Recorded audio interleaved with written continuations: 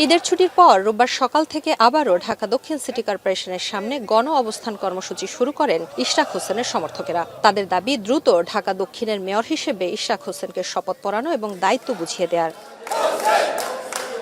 রোববার সকাল থেকে এডিএসসিসির নগর ভবনের সামনে জড়ো হতে থাকেন ইশরাক হোসেনের কর্মী সমর্থকেরা। সকাল 11টার দিকে এই কর্মসূচির সঙ্গে একাত্মতা ঘোষণা করতে নগর ভবনে আসেন ইশরাক হোসেন।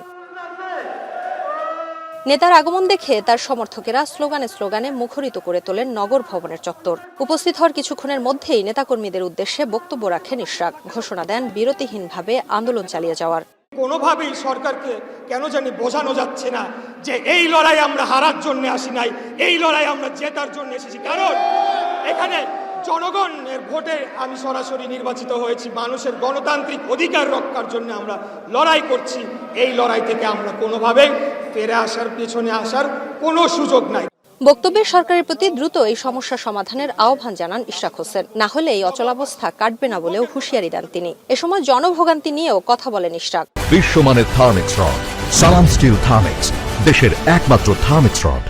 আমরা একটা সিদ্ধান্ত নিয়েছি যে দৈনন্দিন যে সেবাগুলো রয়েছে সেই সেবাগুলোকে আমাদের তত্ত্বাবধানে চালু করা হবে, কিন্তু এর বাইরে অন্য কোনো বিভাগ বা অন্য কোনো উন্নয়নমূলক কর্মকাণ্ডের জন্য যারা এখানে আছেন তারা অফিস করতে পারবে না।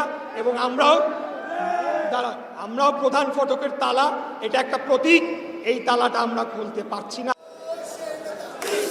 এদিকে নগর ভবনের সামনে অবস্থান নেয়া ইশরাক হোসেনের সমর্থকেরা জানান, সরকার দ্রুত ইশরাক হোসেনকে তার দায়িত্ব বুঝিয়ে না দিলে রাজপথে অবস্থান নেবেন তারা। একই সঙ্গে ঢাকাবাসীকে সঙ্গে নিয়ে আবারও বড় আন্দোলন গড়ে তোলার হুঁশিয়ারি দেন অবস্থানকারীরা।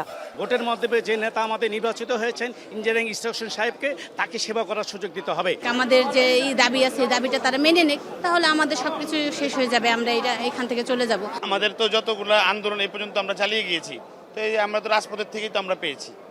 এখন আমরা রাজপথে আন্দোলন করব যতক্ষণ পর্যন্ত আমাদের ঘোষণা না হবে, আমরা এখানে অবস্থান করব। ইশরাক হোসেনকে ঢাকা দক্ষিণ সিটি কর্পোরেশনের মেয়র হিসেবে শপথ পড়ানো এবং দায়িত্ব বুঝিয়ে দেওয়ার দাবিতে গত 15 মে থেকে নগর ভবনের সামনে অবস্থান কর্মসূচি পালন করে আসছেন তার সমর্থকেরা। 3 জুন ঈদুল আজহাকে সামনে রেখে এই আন্দোলন সাময়িক শিথিলের ঘোষণা দেওয়া হয়েছিল। শম্পা বিশ্বাস, এখন, ঢাকা।